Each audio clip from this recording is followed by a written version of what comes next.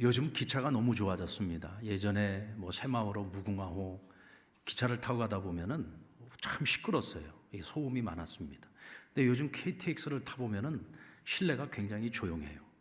그러다 보니까 문화도 많이 바뀌는 것 같습니다. 예전에는 기차 타고 가면서 옆에 있는 사람들하고 떠들기도 하고 잡담도 많이 나누면서 갔는데 요즘은 조용해야 됩니다. 그리고 전화 통화를 하는 것도 밖에 나가서 하고 들어와야지, 그 실내에서 막 전화 통화한다고 시끄럽게 통화를 하면 서로에게 예의가 아니죠. 이게 이제 이것이 하나의 매너가 되고 있는 것 같습니다.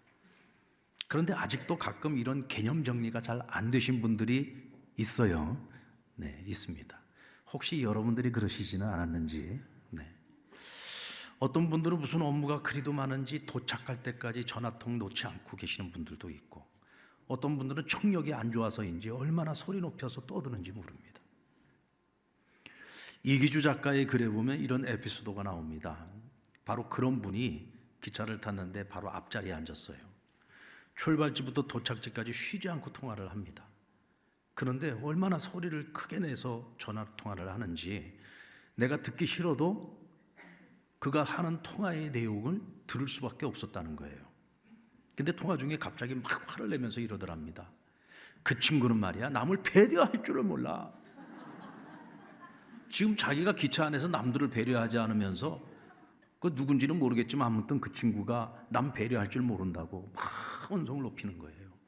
그러니까 그 얘기를 듣고 자기도 모르게 웃음이 빵 터질 뻔했는데, 그래도 그 사람 무안할까 봐 꾹꾹 참았다는 거죠. 근데 또 한참을 또 통화를 하다가 이러더랍니다.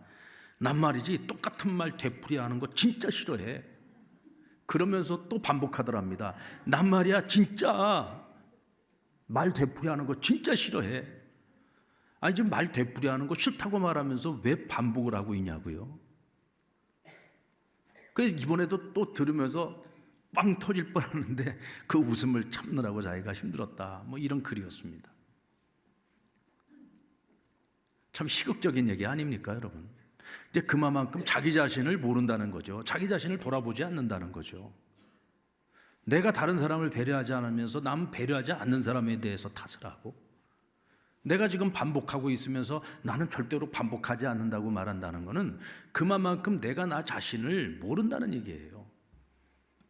자기를 돌아보지 않고 자기 자신에 대해서 너무 모르고 살아가면 이와 같이 다른 사람들에게 굉장히 희극적으로 보이는 겁니다. 어떻게 보면 그런 일들로 인하여 우리가 조롱을 당할 수도 있는 거예요. 근데 이것이 그저 하나의 희극적인 어떤 하나의 모습으로만 끝나버리면 괜찮은데, 그런 내가 다른 사람들에게 피해를 주지 않습니까? 그렇다고 한다면 이것은 희극을 넘어서 비극이 되는 겁니다.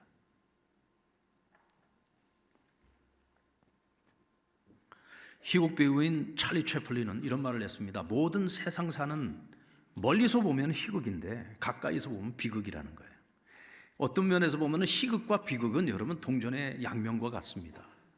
이게 멀리 있잖아요. 종이 한 장 차이입니다. 그래서 희극 안에 비극이 있어요. 눈물이 있습니다. 아픔이 있고 고통이 있습니다.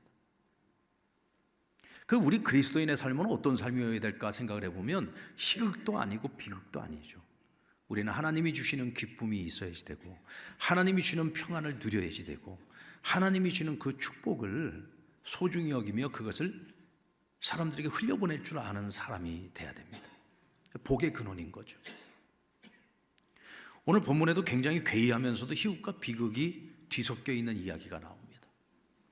이스라엘 백성들이 광야 생활을 마치고 이제 가나안 땅을 향해서 진군해 가는데, 당시에 그들이 지나가는 그 땅이었던 이 모압 땅의 왕이었던 발락이라고 하는 사람이, 그 이스라엘의 이 숫자가 너무 많은 거예요. 남자만 70만이니까 한 200만 가까이, 200만이 넘는 한 민족이 지금 이동을 하는 것 아닙니까? 그런데 자신들의 힘으로는 도저히 이스라엘을 감당을 못할 것 같아요.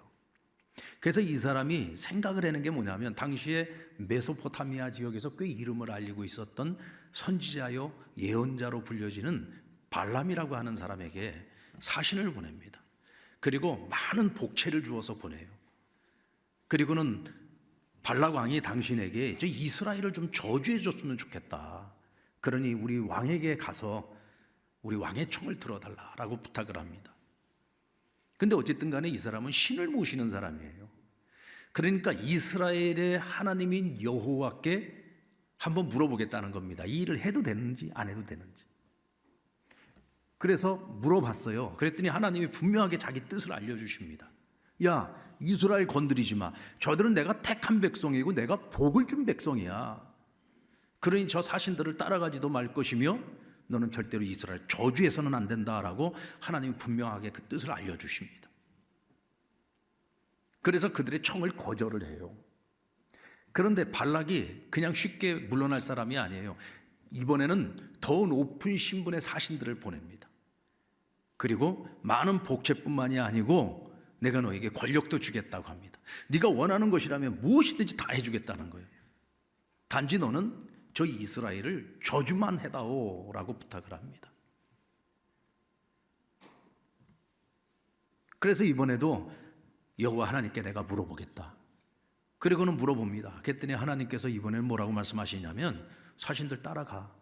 따라는 가되 너는 가서 내가 너에게 하라는 말만 가서 전해라 라고 말씀을 하십니다.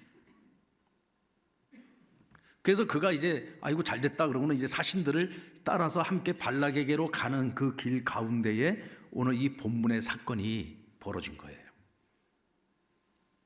자, 발람이 사신들과 함께 발락에게로 가는 길에 오늘 일어난 이 사건은 굉장히 희극적인 요소를 가지고 있습니다. 왜냐하면 말 못하는 짐승인 나귀가, 오늘 지금 발람이 타고 가고 있는 나귀가 사람의 말로 자신의 마음속에 있는 억울함을 자신의 주인 발람에게 막 토해내는 내용이 나오고, 그래서 발람이 나귀와 대화를 하는 내용이 나옵니다. 그러니까 이게 참 멀리서 모르고 보면은 굉장히 희극적인 이야기잖아요. 여러분 나귀가 말하는 거 보신 적 있습니까? 근데 하나님께서 이 나귀로 하여금 입을 열어 사람의 말로 발람에게 말을 하게 하고, 또 발람은 자신의 나귀와 사람의 말로 서로 소통을 하는 거예요. 근데 그 소통을 통해서 하나님께서 이 발람을 심하게 책망하시는 내용이 나옵니다. 사실 하나님이 그가 발락에게로 가는 그 길을 허락을 해 주셨어요. 그런데 그가 가는 그 길을 못마땅하게 여기셨습니다. 그걸 악하게 여기셨어요.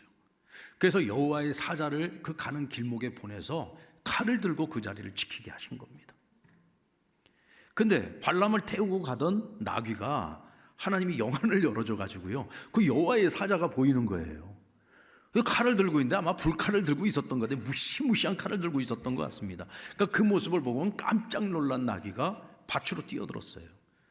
그래서 발람이 채찍질을 가합니다. 그리고 이번에는 이 포도원으로 가는 그 길에 담과 담 사이에 이 여호와의 사자가 칼을 들고 딱 있으니까 이 깜짝 놀란 나귀가 이 그 담에 붙어가지고 가느라고 이 발람의 이 다리가 이 벽에 부딪혔던 것 같아요. 그러니까 또 채찍질을 가합니다. 그러다 이번에는 좌우로도 길이 보이질 않아요. 아주 좁은 길에 주의 사자가 칼을 들고 딱 서 있으니까 그만 나귀가 엎드려 버린 겁니다. 그러니까 또다시 채찍질을 가했어요. 이때 하나님께서 나귀의 입을 열어 사람의 말을 하게 하신 것입니다. 뭐라고 말을 했습니까? 내가 무엇을 잘못했길래 나를 채찍질을 3번이나 하는 겁니까? 그러자 발람이 말하기를, 야, 네가 나에게 거역했기 때문 아니냐. 내 손에 회초리가 아니라 칼이 들려 있었으면 너는 오늘 당장에 이 자리에서 죽었다. 그러니까 나귀가 발람에게 뭐라고 얘기합니까? 나는 당신이 일생 동안 타온 나귀입니다. 내가 지금까지 당신의 말을 거역하고 내가 당신에게 이같이 하는 버릇을 한 번이라도 본 적이 있습니까? 오늘 이 나귀는 아주 당당하게 얘기하는 거예요. 나는 지금까지 당신에게 충성을 다했다. 단 한 번도 주인의 뜻을 거역한 적이 없다. 내가 당신에게 단 한 번도 이런 오늘과 같은 이런 일이 한 번도 일어난 적이 없지 않느냐. 당신이 알지 않냐. 그러니까 발람이 옳도다 이렇게 얘기를 합니다. 저는 오늘 이 이야기를 읽고 또 묵상을 하면서 이런 생각이 들었어요. 야, 이 말 못하는 짐승이라고 우리가 함부로 해서는 안 되겠구나. 여러분, 오늘 이 나귀가 얘기하고 있는 건 지금 생각해서 하는 얘기예요? 그냥 본능적으로 하는 얘기예요? 나귀가 말하는 거 처음 들어봐서 잘 모르겠습니까? 지금 이건 나귀의 본 마음이잖아요. 자기 속마음을 얘기하는 거잖아요. 얼마나 억울합니까? 주인에게 지금까지 이렇게 충성을 다해왔는데 지금 이유 없이 막 때린단 말이에요. 사실 여러분, 지금 나귀가 왜 밭으로 뛰어들었습니까? 왜 지금 엎드린 거예요? 주인을 보호하기 위한 거잖아요. 그 나중에 이 발람의 영안을 열어줘가지고 발람의 눈에 이 주의 사자가 보입니다. 그러니까 엎드리잖아요. 이때 주의 사자가 뭐라고 말했습니까? 야, 왜 너는 너의 그 나귀, 너를 위해서 충성해온 그 나귀를 채찍질을 가하는 거냐? 만약에 그가 피하지 아니하였더라면 너가 내 칼에 죽었을 거야. 그리고 나귀는 살았을 거야. 저 나귀가 그와 같이 한 것은 주인을 보호하기 위한 거야. 그는 너에게 충성을 다했어.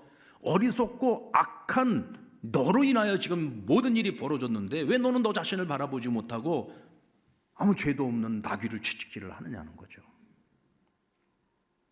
여러분, 사람이요, 자기 자신을 보지 못하면 비극의 주인공이 되는 거예요. 비극의 주인공은 자기 자신을 볼 줄 모르는 사람, 내가 어떤 존재인지, 내가 어떤 사람인지를 보지 못하는 사람, 이런 사람에게 비극이 일어납니다. 여러분, 발람은 당시에 메소포타미아 지역에서 소문난 선지자요, 예언자였잖아요.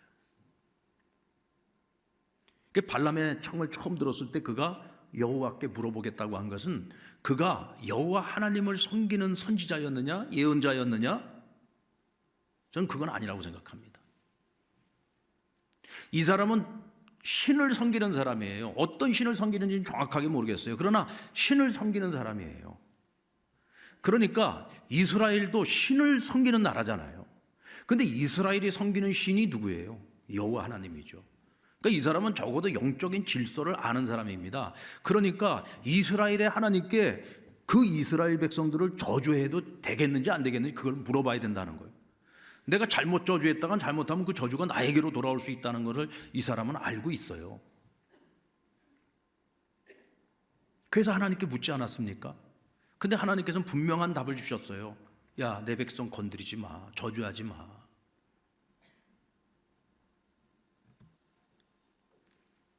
여러분, 이 사람은 신을 섬기는 사람입니까? 엄밀한 의미에서 보면 오늘 이 사람은 돈을 섬기는 사람이에요.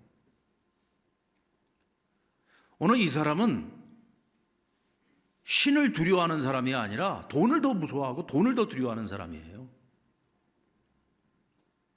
어떻게 신을 섬긴다는 사람이 사람을 저주할 수 있어요? 어떻게 한 나라를 저주할 수 있어요? 한 민족을 저주할 수 있습니까? 하나님을 섬기는 사람은 절대로 입에서 저주를 내뱉지 않습니다. 여러분들, 내가 살아가면서 나는 하나님의 사람이기 때문에 나를 힘들게 하고 나를 어렵게 하는 사람을 내가 여러분들 저주해 보신 적 있습니까? 만약 내가 저주했다면 여러분들은 잘못된 신앙생활을 하고 있는 거예요. 우리는 거듭난 사람이잖아요. 그리스도 안에서 하나님의 자녀로 거듭난 사람이에요. 우리는 이미 하나님께 큰 복을 받은 사람들입니다. 축복의 통로예요. 그런데 우리가 다른 사람을 저주를 한다? 아니요. 우리는 어떤 경우에도 사람을 축복해야 됩니다. 누군가가 내 마음을 많이 아프게 했어요. 누군가가 그 입술로 나에게 상처를 줬어요. 그러면 저놈의 입술이 저주받게 해달라고 하면 안 되죠. 우리는 어떻게 해야 돼요? 하나님, 저의 입술을 축복해 주십시오. 그래서 저의 입에서 나오는 말들이 사람에게 상처 주는 입술이 아니라 사람들에게 복을 빌어주는 입술이 되게 해달라고. 그렇게 우리는 그 사람을 위해 복을 빌어줘야 되는 거예요. 아멘. 근데 여러분, 무속 종교를 보십시오. 이 무속 종교의 특징은 뭐냐면 윤리가 없다는 거예요. 왜? 그들은 경전이 없어요. 경전이 뭐예요? 무엇이 옳고 무엇이 그른지를 분명하게 가르쳐 주잖아요. 우리 기독교도 경전이 있죠. 불교에도 경전이 있습니다. 그래서 이런 종교들을 가리켜서 고등 종교라고 얘기하는 거예요. 그런데 이 무속 종교와 같은 이런 종교들은요, 굉장히 현세적입니다. 내세관 자체가 없어요. 이 땅에서 어떻게 해야지 더 잘 먹고 더 잘 살고 건강하고 형통한가? 그것밖에 없습니다. 그러니까 이 무속 종교인들은 돈을 많이 주면 저주도 해줘요. 엄밀한 의미에서 이 발람이라고 하는 사람은 무속 종교인이라고 말하는 것이 더 옳을 것 같아요. 오늘날의 무속 종교의 모습을 그대로 오늘 이 사람이 가지고 있습니다. 한마디로 말해서 이 사람은 종교인이긴 한데 이 사람은 나쁜 사람이에요. 신의 뜻이 무엇인지를 알았으면 거기에 자신을 맞춰야지 되는데 오늘 이 사람은 무엇에 대한 욕심? 재물에 대한 욕심, 그 탐욕으로 말미암아 하지 말아야 될 행동을 하고 하지 말아야 될 길을 걸어가고 있는 거죠. 하나님께서는 이미 자신의 뜻을 밝히셨어요. 그러나 발락이 포기하지 않고 다시 청했을 때 하나님이 가라고 허락을 해주셨습니다. 여러분, 이 사람이 제대로 된 선지자라면 안 가야지요. 하나님의 뜻이 그것이 아니면 안 가야 되는 거예요. 왜? 내가 그곳을 간다는 것은 하나님 마음이 바뀌신다면 내가 이스라엘을 저주할 수도 있다는 얘기잖아요. 그러니까 이 사람은 지금 잘못된 길을 걸어가고 있는 겁니다. 베드로후서 2장 15절로 16절 말씀 우리 같이 한번 읽겠습니다. 시작. 그들이 바른 길을 떠나 미혹하여 부올의 아들 발람의 길을 따르는도다. 그는 불의의 삭을 사랑하다가 자기의 불법으로 말미암아 책망을 받되 말하지 못하는 나귀가 사람의 소리로 말하여 이 선지자의 미친 행동을 저지하였느니라. 이 베드로 전후서는 신약 성경에 있는 책이죠. 근데 이 베드로서를 기록한 저자가 뭐라고 말하고 있냐면 거짓 선지자, 오늘의 거짓 선지자는 누구와 같다? 이 발람과 같은 자라는 거예요. 그럼 이 발람이라는 사람은 미친 행동을 했다고 말합니다. 그 어쩌다 이런 미친 행동을 했느냐? 불의의 삭을 추구했기 때문이라고 얘기합니다. 다시 말하면 재물에 대한 욕망, 이 탐욕을 절제하지 못할 때 이 사람은 신의 뜻도 거역하는 자요, 사람으로서 하지 말아야 될 행동을 하고 잘못된 길을 걸어갔다는 겁니다. 그러니까 미친 행동을 했다라고 이야기를 하고 있는 것이죠. 여러분에게 묻겠습니다. 여러분들 좋은 사람입니까? 나쁜 사람입니까? 생각 안 해보셨습니까? 뭐 당연히 나는 좋은 사람이지 라고 생각을 하실 거예요. 그렇다면 다시 한번 묻겠습니다. 여러분들은 그리스도인으로서 좋은 사람입니까? 나쁜 사람입니까?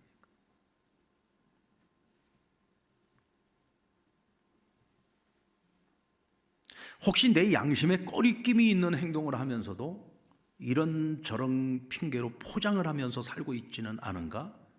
한번 우리 자신 한번 점검해 보십시오. 그리스도인으로서 늘 마음에 꺼림직한데 당장 눈앞에 보이는 어떤 이익 때문에 내가 적당히 불의와 타협하고 사람들과 타협하고 세상과 타협하면서 해서는 안 될 일을 하고 가지 말아야 될 길을 걷고 있지는 않습니까? 그렇다면 우리는 좋은 그리스도인은 아닙니다.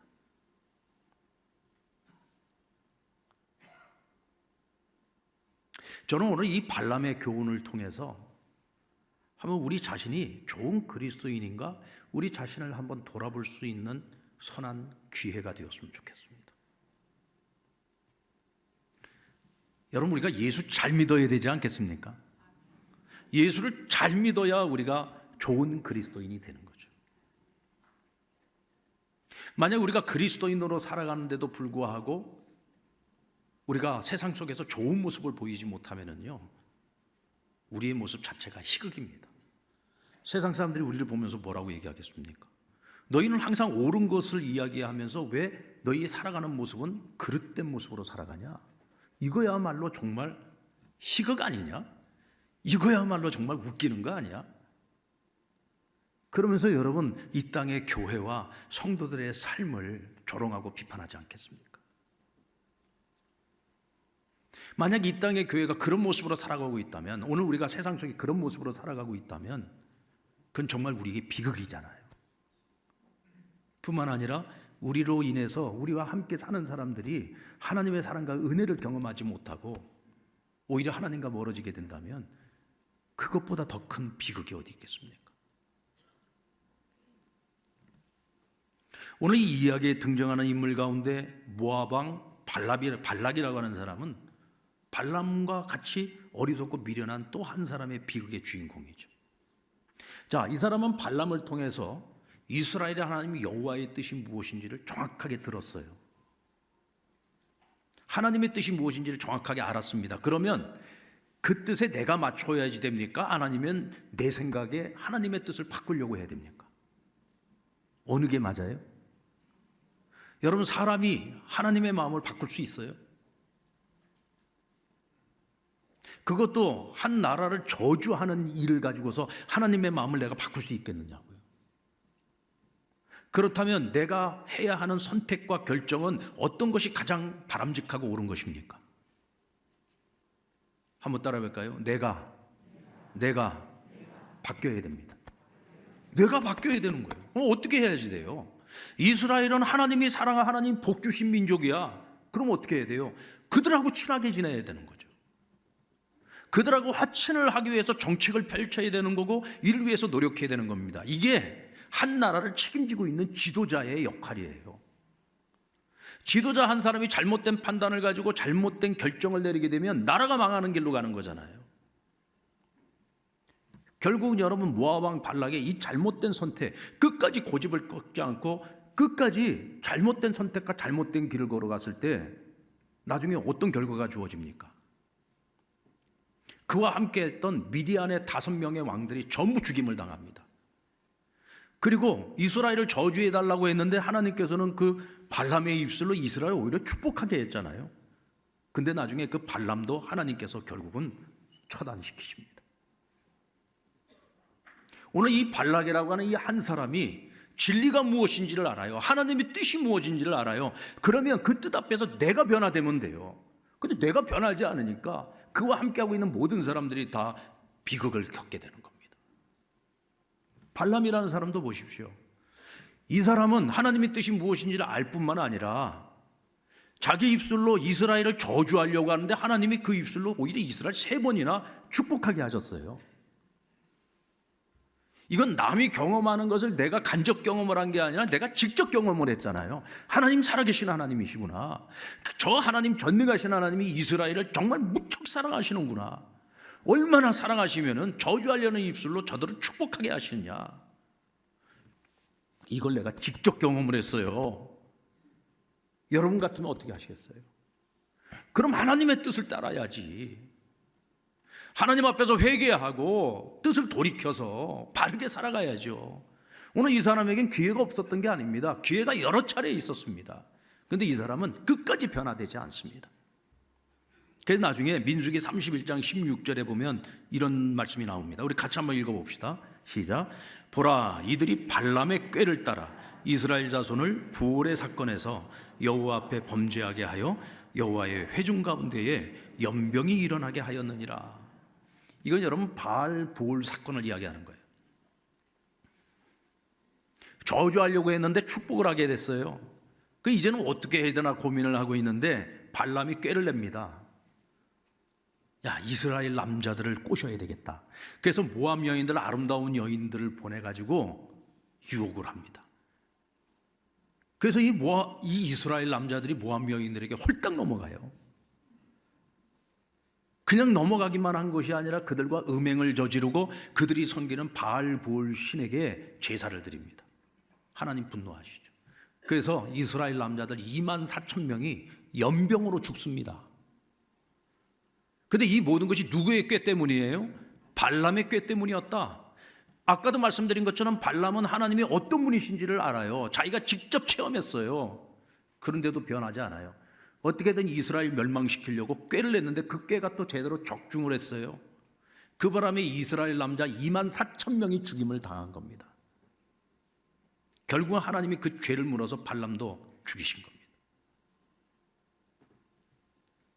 여러분, 변할 수 있는 기회가 있는데 변하지 않고, 새로워질 수 있는데 새로워지지 않고, 회개할 기회가 있었는데 회개하지 않고, 잘못된 길을 돌이킬 수 있는데 돌이키지 않았어요. 그 결과는 비극입니다. 나만 망하는 것이 아니라 남도 망하게 만드는 것이죠. 우리 그리스도인들은 복의 근원입니다. 축복의 사람들입니다. 그렇다면 여러분, 나로 인하여 나와 함께하는 사람들이 복을 받아야 됩니까? 저주를 받아야 됩니까? 복을 받아야죠. 어떻게 해야 그들이 복을 받습니까? 내가 변해야 되는 거예요. 예수님 믿고 하나님 섬기면서 내가 하나님 말씀 앞에서 내가 변화돼야 돼요. 그러면 사람들은 변화된 내 모습을 보고 그들이 복을 받게 되는 거예요. 변화된 내 모습을 보고 복음을 듣게 되고 예수님 영접하게 되고 그들도 구원을 얻고 하나님의 자녀된 권세를 누리고 하나님이 주시는 복을 누리지 않겠습니까? 근데 우리가 세상의 조롱거리가 되면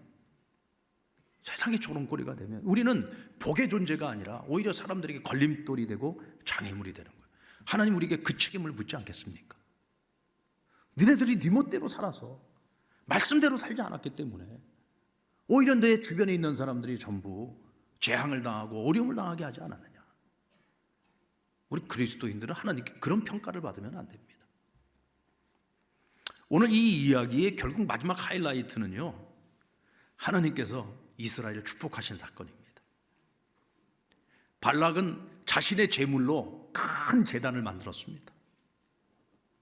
그리고 발람은 그곳에 가서 많은 제물을 받고 가서 이스라엘을 저주하려고 하는데 하나님께서 그 저주하려던 입술을 가지고서 그 제단에서 이스라엘 백성들을 3번이나 축복을 해요. 여러분, 하나님께 택함 받고 하나님의 자녀가 되고 하나님의 백성이 된다는 게 이렇게 큰 축복입니다. 그래서 여러분, 하나님의 사람들은 들어가도 복을 받고 나가도 복을 받는 거예요. 우리 한번 옆 사람 보시면서 참 복도 많은 사람입니다. 여러분, 우리가 주 안에 있으면, 우리가 주님 안에서 살아가면 우린 들어가도 복을 받고 나가도 복을 받아요. 그러니까 이미 하나님께서는 우리에게 복을 주셨어요. 그래서 여러분, 팔복의 선언에도 보면은 예수님께서 마카리오스, 복을 먼저 선언을 하시잖아요. 너희는 복된 사람들이다. 너희는 복 있는 자들이다. 하나님 너희에게 이미 복을 주셨다. 그러면 이미 하나님께서 주시는 복을 받은 너희는 어떻게 살아야 되냐? 그러면서 팔복의 말씀을 하신 거예요. 너희가 이렇게 살면 복이 임한다가 아니라 너희에게는 이미 하나님 복을 주셨어. 이게 택함 받은 자의 복이야. 하나님의 자녀가 누리는 복이야. 그러니 너희는 이제 그에 합당하게 이렇게 살아야지. 그리고 이렇게 살아가는 것이 진짜 복이고 이게 진짜 행복이야 라고 가르쳐 주신 것이 산상수훈에서 첫 번째 말씀인 팔복의 말씀인 거잖아요. 우리가 그렇게 복된 존재들이라니까요. 이미 우리 받을 복 다 받은 사람들이에요. 우리가 여러분 뭘 잘해서 복을 받았습니까? 우리가 하나님께 이렇게 복을 많이 받을 만한 그런 자격이 있는 사람들이냐고요. 우리가 살아가는 꼴, 우리가 생각하는 거, 마음 쓰는 거, 뭐 어느 것 하나도 솔직히 말해서 하나님 앞에 자신 있게 내놓을 게 뭐가 있어요?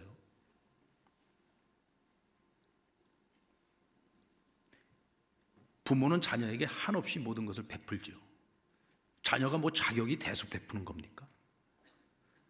자녀가 진짜로 부모에게 그것을 받을 만한 자격이 돼요? 부모는 한없이 퍼주면서도 늘 미안한데 자식들은 그렇게 많이 받으면서도 늘 불만이잖아요. 그게 부모와 자식의 관계죠. 하나님과 우리의 관계도 역시 마찬가지입니다. 하나님께서는 우리에게 날마다 퍼주시면서도 우리 보고 늘 뭐라고 말씀하세요? 더 구해라, 더 찾아, 더 두드려. 내가 너희에게 줄 건 더 많은데 왜 안 찾니? 왜 구하지 않니? 라고 말씀하시잖아요. 육신의 부모는 더 주고 싶어도 줄 것이 없으니까 늘 미안한 마음이지만 하나님께서는 우리가 더 구하면 얼마든지 더 주실 수 있는 것이 다 가지고 계시는데 우리가 구하지 않아서 더 못 줘서 오히려 안달이시에요. 근데 우리는 날마다 하나님께 그 좋은 거 이미 다 받고 다 누리면서 살아가면서도 부족한 한 가지만 있어도 원망하고 불평하지요. 왜 하나님 나는 이거 안 주시냐고 저거 안 주시냐고.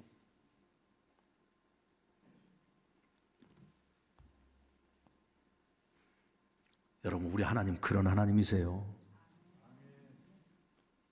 그런 하나님께 우리가 이렇게 사랑을 받고 이미 너무나 큰 복을 받았고 우리가 진정 하나님 말씀대로만 살아가면 하나님이 약속하신 그 모든 언약의 축복을 우리가 다 누리면서 살아갈 수 있는데 왜 복된 길을 놔두고 우리가 좋은 그리스도인이 아니라 자꾸 나쁜 그리스도인이 되려고 하고 하나님의 선하신 뜻이 무엇인지 우리 늘 말씀을 통해서 배워서 다 알고 깨닫고 있으면서도 왜 우리의 삶이 변화되지 않을까요? 만약 오늘 우리 지금 현재의 내 모습이 그런 모습이라면 오늘 우리는 이 발람의 교훈을 통해서 하나님의 음성을 들어야 됩니다. 난 너희가 너희 자신을 한번 돌아봤으면 좋겠다. 내가 좋은 그리스도인인지 나쁜 그리스도인인지, 세상 사람들이 너희를 어떻게 판단하는지 한번 돌아봤으면 좋겠다. 너희가 진리가 무엇인지를 깨닫고 날마다 하나님 말씀을 통해 무엇이 옳고 바른 것인지 너희가 알고 있다면 너희가 거기에 맞춰서 이제는 변화해야 되지 않겠냐? 더 달라져야 되지 않겠냐? 내가 너희에게 준 그 거룩함을 말씀과 기도로 날마다 그 거룩함을 온전히 회복하며 살아가야 되지 않겠냐? 너희는 복의 근원이야. 이미 너희는 복을 받았어. 너희가 받은 그 복을 세상에 흘려보내야지. 너희에게서 이 복이 막혀버리면 되겠냐? 오늘 하나님께서 우리에게 말씀하시는 줄로 믿습니다. 나는 어떤 그리스도인이 되어야 될까? 오늘 내 삶에 어떤 모습이 변화되어야 될까? 내가 얼마나 복된 존재인지를 깨닫고, 여러분, 오늘 이후에 우리가 살아가는 삶이 정말 복의 통로가 되었으면 좋겠습니다. 아멘. 그런 삶을 살았으면 좋겠습니다. 이것이 우리를 향하신 하나님 아버지의 뜻입니다. 그 뜻을 받들어 섬기고 살아가는 저와 여러분 되기를 주의 이름으로 축원합니다.